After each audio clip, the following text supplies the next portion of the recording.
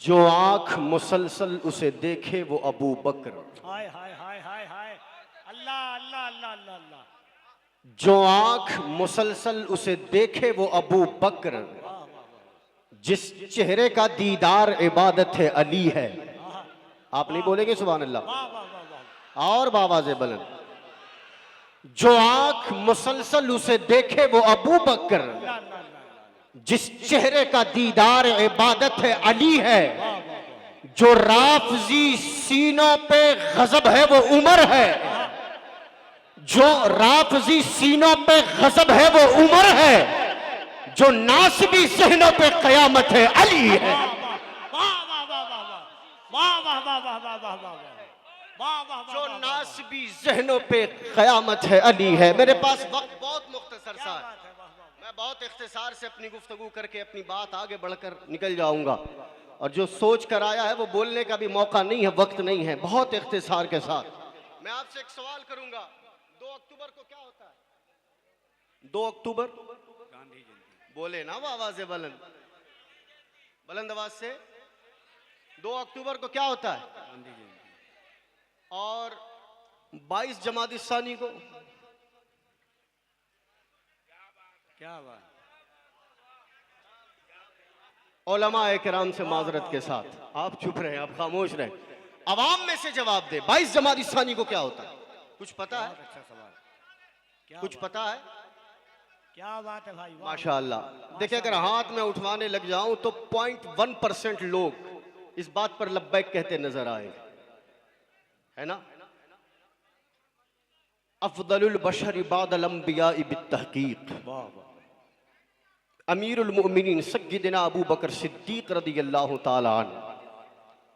ہم دنیا کے ہیروز کا نام یاد رکھتے ہیں، ان کی شخصیت کے بارے میں ہم نہیں، ہمارے بچے بھی جانتے ہیں، لیکن جن کے احسان کے تلے آج ساری کائنات میں اسلام کا پرچم بلند نظر آتا ہے، جن کے صبر، جن کی وفائیں اور جن کی مصطفیٰ کریم علیہ السلام کی بارگاہ میں پیش کی جانے والی جانثاریاں ہے، اسی کا صدقہ ہے کہ آج اسلام گھر گھر میں پایا جاتا ہے۔ ان کا نام، ان کی ذات اور ان کے بارے میں ہمارے اور آپ کے گھر کے بچے نہیں جانتے، اور بچے کیوں جانے، بڑوں کو ہی اس کے بارے میں کوئی عطا پتہ نہیں ہے۔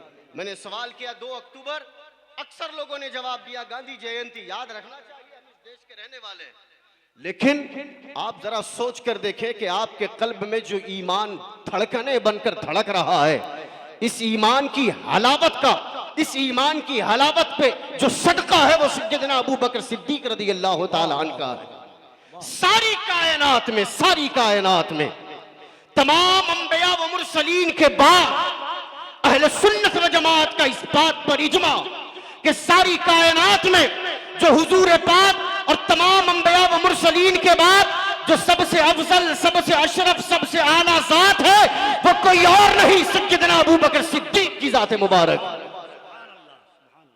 میرے پاس وقت نہیں ہے میں اس بارے میں زیادہ لب کشائی کر سکوں، 2-4 باتیں کر کے نکل جاؤں گا۔ سوچ کر دیکھے کہ وہ سیدنا ابو بکر صدیق رضی اللہ تعالیٰ عنہ، آقا کریم علیہ السلام کے ایسے جانثار صحابی، ساری کائنات میں مسلمانوں کے جو پہلے خلیفہ مقرر ہوئے، جنہیں مصطفیٰ کریم علیہ السلام نے اپنی زندگی میں تقریباً 17 نمازیں پڑھانے کے لیے اپنا مصلی عطا فرمایا، وہ سیدنا ابو بکر صدیق رضی اللہ تعالی عنہ ہر جنت کا دروازہ، جنت کے دروازے اپنے چاہنے والوں کو اس دروازے سے داخل ہونے والوں کو بلائیں گے۔ باب الریان ہوگا وہ روزہ داروں کو بلائے گا، باب الصلاۃ ہوگا وہ نماز پڑھنے والوں کو بلائے گا، باب الصدقہ ہوگا وہ صدقہ کرنے والوں کو بلائے گا۔ آقا فرماتے ہیں کہ 8 دروازے جنت کے، ہر دروازے سے جس کو داخل ہونا ہوگا وہ اپنے داخل ہونے والے لوگوں کو آواز دے کر بلائے گا، جانے سارے مصطفیٰ، یار غار مصطفیٰ سیدنا ابو بکر صدیق عرض کرتے ہیں یا رسول اللہ، کیا کوئی ایسا بھی اللہ کا بندہ ہے جسے جنت کے 8 دروازے اپنی جانب بلائیں؟ آقا کے چہرے پر مسکراہٹ مصطفیٰ کریم کے چہرے کی بلائیں لینے کے لیے حاضری دیتی ہے۔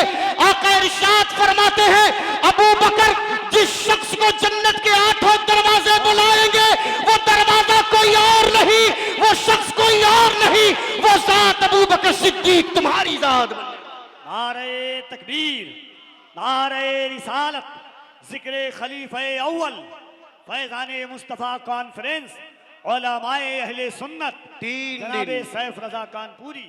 4 دن پہلے یہ تاریخ ہمارے درمیان سے آئی اور گزر گئی ہے نا، 4 دن پہلے یہ تاریخ آئی اور گزر گئی۔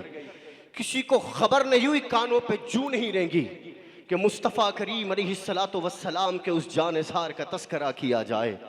آقا کریم علیہ السلام تشریف فرما ہے، مصطفیٰ کریم علیہ السلام جلوگر ہیں۔ نماز فجر ہوئی، فجر کی نماز کے بعد آقا کریم علیہ السلام کی عادت کریمہ تھی، اصحاب مصطفیٰ سے خیریت دریافت کرتے، ان کے حالوں کو دریافت کرتے۔ مصطفیٰ کریم علیہ السلام آگے کی پیش قدمی کے لائے عمل تیار کرتے۔ حضور پاک علیہ السلام نے بعد نماز فجر اپنے اصحاب سے سوال کیا، بتاؤ آج روزے سے کون ہے؟ سب ایک دوسرے کا چہرہ تک رہے تھے۔ ایک ہاتھ مجمع میں سے بلند ہوتا ہے، صحابہ نے دیکھا کہ بلند ہاتھ کرنے والا کوئی اور نہیں، مصطفیٰ کا ساتھی یار غار مصطفیٰ، خلیفۃ المسلمین، افضل البشر بعد الانبیاء بالتحقیق، سب مصطفیٰ کریم علیہ السلام کی ذات پر اپنی جان کو نچھار کرنے والا ابو قحافہ کا بیٹا ابو بکر ہے، جو ہاتھ بلند کرتے ہوئے کہتا ہے، آقا آپ کا ابو بکر آج روزے کی حالت ہے۔ واہ واہ واہ واہ واہ واہ واہ واہ واہ واہ واہ واہ واہ واہ، کیا بات ہے، اتفاق سبحان ہو اللہ، سکتا ہے، اتفاق ہو سکتا ہے واہ واہ، کہ اور اصحاب بھی روزے سے ہوں۔ حضور کے اکثر اصحاب روزے کی حالت میں رہا کرتے تھے، اکثر اصحاب مصطفیٰ کو یہ عادت کریمہ تھی۔ آقا نے دوسرا سوال کیا، پوچھا کہ آج کسی نے فجر کی نماز سے پہلے کسی بیمار کی عیادت بھی کی ہے؟ کسی نے بیمار کی حالت دریافت کی ہے؟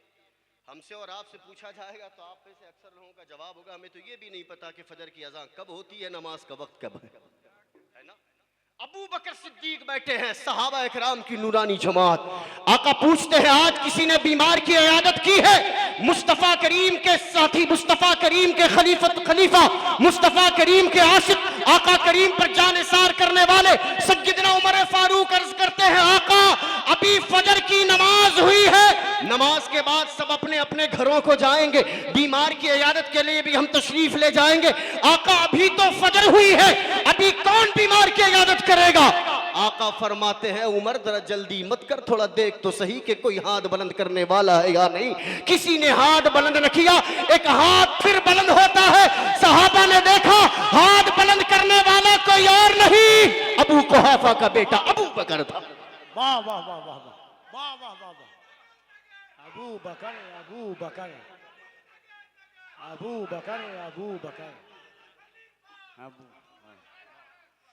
سبحان اللہ، بہت اچھا بھائی، واہ واہ واہ، ابو بکر صدیق ہاتھ بلند کرتے ہیں، آقا میں نے بیمار کی عیادت کی۔ واہ واہ، حضور نے پوچھا ابو بکر بیمار کی عیادت کر کے آئے؟ کہا یا رسول اللہ 3-4 دنوں سے میرا ساتھی عبد الرحمن ابن عوف مسجد میں نظر نہیں آ رہا تھا، میں نے دریافت کروایا، پتا کیا کہ کیا بات ہے کہ وہ مسجد کی جانب پیش قدمی نہیں کرتا۔ پتا کرنے پہ یہ معلوم ہوا کہ عبد الرحمن ابن عوف کی طبیعت ناساز ہے۔ میں نے رات میں پتا کیا تھا، میں تہجد کے لیے جب اٹھا مجھے اس بات کا یقین تھا کہ عبد الرحمن ابن عوف بھی تہجد کے لیے اٹھا ہوگا۔ میں نے تہجد کی نماز ادا کی، عبد الرحمن ابن عوف کے مکان پر گیا، میں نے اس کی عیادت کی۔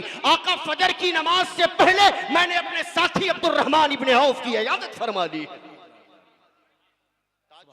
واہ واہ واہ واہ، سبحان اللہ، کیا بات ہے، کتنی فجر بستر پہ ہو جاتی اور حضور کیا کے بات ہے، صحابہ بہت فجر اچھا، سے واہ، پہلی واہ، واہ۔ عظیم نیکیاں کر کے مسجد آتے ہیں۔ تو خدشہ ہوتا ہے کہ کوئی پیچھے سے آ کر حملہ نہ کر دے، پیچھے آ جاتا ہوں۔ جب پیچھے رہتا ہوں تو خدشہ ہوتا ہے کوئی رائٹ سائڈ یا کوئی لیفٹ سائڈ سے نہ آ جائے، اس لیے میں چکر لگاتا رہتا ہوں کہ اگر کوئی دشمنوں کی جانب سے چلنے والی حملہ آور سے آپ پر نشانہ سادھے تو آپ کے جسموں کو زخمی نہ کرے، اگر زخم پہنچانا ہے تو ابو بکر کے سینے کو چھل لی۔ آخری بات 2 سے 3 منٹ لے کر بات سمجھ میں آ رہی ہے؟ بات سمجھ میں آ رہی ہے؟ ایک سوال کروں گا، جب حضور حضرت ابو بکر صدیق رضی اللہ تعالیٰ عنہ غار ثور پہ پہنچے، غار ثور کے قریب، غار ثور جنہوں نے دیکھا ہے ان سے پوچھ لیجئے گا غار ثور کتنی بلندی پر ہے۔ سیدنا ابو بکر صدیق رضی اللہ تعالیٰ عنہ نے اپنے آقا کو اپنے کاندھے پہ سوار کر کے غار ثور کا سفر کیا.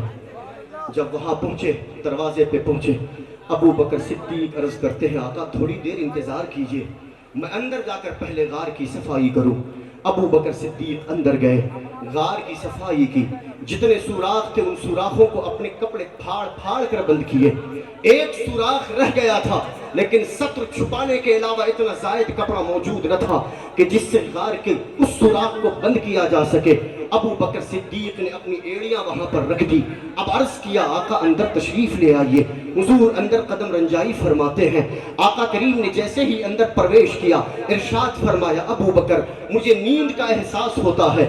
جب آقا کی نیند کی بات آئے تو خبردار اپنی نیند کے جیسا تصور نہ کرے. میرے آقا نے برجستہ فرمایا ہے جب میں سوتا ہوں تو فقط میری آنکھیں سوتی ہے, میرا دل تو جاگتا رہتا ہے. حضور اندر تشریف لے آئے. آقا کے غلام نے یوں بیٹھ کر اپنی جھولیوں کو حاضر کیا. عرض کیا یا رسول اللہ میری گود حاضر ہے, آپ یہاں آرام فرما دیں. مصطفیٰ کریم علیہ السلام ابو بکر صدیق کی گود میں سر رکھ کر آرام کر رہے ہیں. اب یہیں پر قیامت ہو, ان کے قدموں کی آہٹ ہو, ان کے جسم سے نکلنے والی خوشبوئیں آئے اور میں چہرہ نکال کر, میں غار سے باہر نکل کر, میں دل سے باہر نکل کر ان کے رخ زیبا سے اپنی آنکھوں کو منور کروں. اب وہ ہر دروازے سے باہر نکلنا چاہتا ہے, کپڑا رکھا ہوا ہے, ٹھوسا ہوا ہے, نکل نہیں پاتا, لیکن ایک سوراخ کے قریب وہ رک جاتا ہے. دیکھتا کیا ہے کہ سامنے کپڑا نہیں, نرم کوئی چیز ہے. نرم مطلب ایڑی کا حصہ ہے. اس نے ایک ڈنک مارا, ابو بکر کے عشق نے برداشت کیا. اس نے ایک اور ڈنک مارا,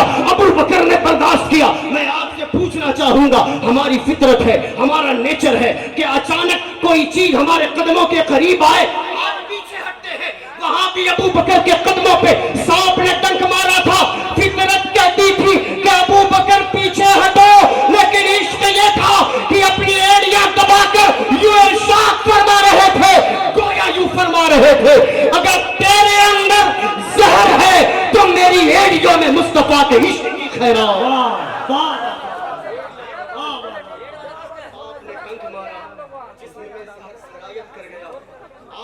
تکلیف نے آنسوؤں کا روپ لے کر پسند کیا اور وہ نکلنے والے آنکھوں کا آنسو کہاں گرے, اس چہرے پہ گرے کہ جس چہرے کو کوئی دیکھے تو صحابی کہلائے. اس چہرے پہ گرے جس چہرے کو قرآن کی آیت کریمہ کی صورت میں ہم تلاوت کرتے ہیں. مصطفیٰ کریم کے رخ وقتہا پر ابو بکر کی آنکھوں کا آنسو گرا. آقا کی آنکھیں کھلی, پوچھا ابو بکر کیا ہو گیا؟ عرض کیا یا رسول اللہ سانپ نے ڈنک مارا ہے. حضور نے فرمایا سانپ کا ڈنک تیری ایڑیوں میں ہے اور تیری جھولی میں مکمل شفا موجود ہے. اپنی ایڑیاں باہر نکال. ابو بکر نے اپنی ایڑیاں باہر نکالی. اب لوگوں, ہم عقیدہ اہل سنت کے ماننے والے, ہمارا عقیدہ آسمان و زمین کے درمیان کوئی اڑنے والے کھلونوں کی طرح نہیں ہے جو ہواؤں کے جھونکوں سے کبھی ادھر جائے کبھی ادھر جائے, کبھی اوپر کبھی نیچے جائے. ہم عقیدہ اہل سنت و جماعت المعروف مسلک اعلیٰ حضرت کا جو عقیدہ ہے یہ سراسر قرآن و احادیث کی روشنی پر مزکر ہے. آقا نے اپنا لعاب نکالا, لعاب مبارک ابو بکر صدیق کی ایڑیوں پہ مرہم کی طرح لگایا, مرہم کی طرح. ابو بکر فرماتے ہیں خدا کی قسم مصطفیٰ کے لعاب کا لگنا تھا, مجھے پتہ ہی نہ چلا کہ میرے پاؤں پہ سانپ نے کبھی ڈنک بھی مارا تھا. اللہ اللہ. آپ چاہتے ہیں کہ آپ کے دل میں حضور آئے, چاہتے ہیں کہ حضور آپ کے دل میں دیکھیں, جس کا جو کام ہے کرنے دے, جس کا جو کام ہے کرنے دے, عاشق اپنا کام کرے. آپ چاہتے ہیں کہ دل میں حضور آئے, چاہتے ہیں کتنے لوگ چاہتے ہیں کہ حضور آپ کے دل میں آئے, چاہتے ہیں کہ حضور آپ کے دل میں آئے, چاہتے ہیں کہ حضور آپ کے دل میں آئے. اس دل کے تار تار سے مصطفیٰ کی یاد ہو, اس دل کے تار تار سے مصطفیٰ کی صدائیں نکلے. ہم چاہتے ہیں ایک نسخہ ہے اور وہ نسخہ یہ ہے کہ اس دل میں پہلے ابو بکر کو بلا لو. ہائے ہائے ہائے ہائے, واہ واہ, پہلے ابو بکر کو بلا لو. جیسے ابو بکر آئیں گے ہوگا کیا, جیسے ابو بکر غار ثور میں جا کر غار کی صفائی کرتے ہیں آپ کے دل میں آ کر ابو بکر آپ کے دل کی صفائی کریں گے. ہر سوراخ پر ابو بکر کے جسم سے لگنے والے کپڑوں کی وجہ سے سوراخ کی مہر بند کی گئی تھی. آپ کے دل میں ابو بکر آئیں گے, آپ کے دل میں ابو بکر آئیں گے. حسد کا سوراخ ہوگا وہ بند کریں گے, جلن کا سوراخ ہوگا وہ بند کریں گے, کبر کا سوراخ ہوگا وہ بند کریں گے, نافرمانی کا سوراخ ہوگا وہ بند کریں گے, رافضیت کا سوراخ ہوگا وہ بند کریں گے. اور جو سوراخ بڑا تھا جہاں کپڑے نہ بچ سکے, خارجیت کا اگر سوراخ ہوگا, ناصبیت کا سوراخ ہوگا, ابو بکر اپنی ایڑی لگا کر دبائیں گے. پھر آپ کو بلانا نہ پڑے گا کہ آقا آئیے, ابو بکر کہیں گے آقا مومن کا دل صاف ہو چکا ہے, تشریف لے آئے. نعرہ تکبیر, نعرہ رسالت, مدرسہ اہل سنت فیضان مصطفیٰ, نعرہ سید شاگل امام صاحب قبلہ. پھر آپ کو بلانا نہیں پڑے گا, ابو بکر کہیں گے آقا دل صاف ہو چکا ہے, غار صاف ہو چکی تھی, تشریف لائیے, دل صاف ہو چکا ہے, تشریف لے آئیے. ہم الحمدللہ سید ہوں, آل رسول ہوں.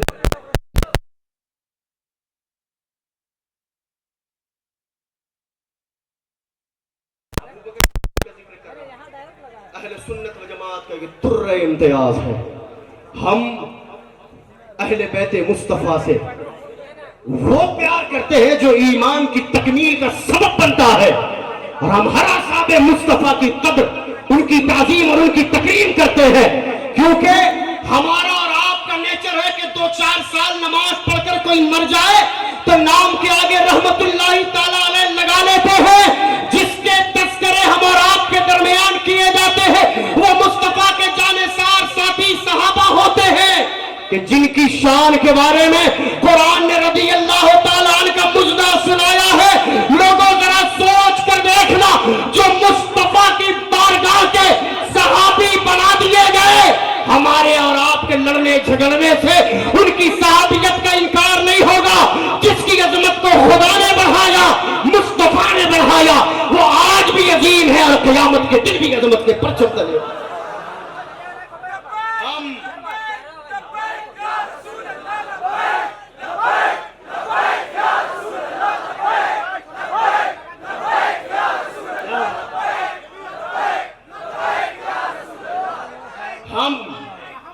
ہم اس ابو بکر کی قدر اور تعظیم کرتے ہیں, ہم اس ابو بکر کو اپنے سینے میں رکھتے ہیں, ہم اس ابو بکر کے لیے اپنی جان نچھاور کرتے ہیں, ہم اس ابو بکر سے محبت اور پیار کرتے ہیں, اور صبح قیامت تک ہماری نسلیں کریں گی انشاءاللہ. ہم اس ابو بکر سے محبت کا پرچار کرتے ہیں کہ جسے مولا علی نے اپنا امام کہا ہو, اور ہم اس علی سے محبت کی باتیں کرتے ہیں جسے ابو بکر نے اپنا مولا کہا ہو. آخر دعوانا ان الحمدللہ رب العالمین.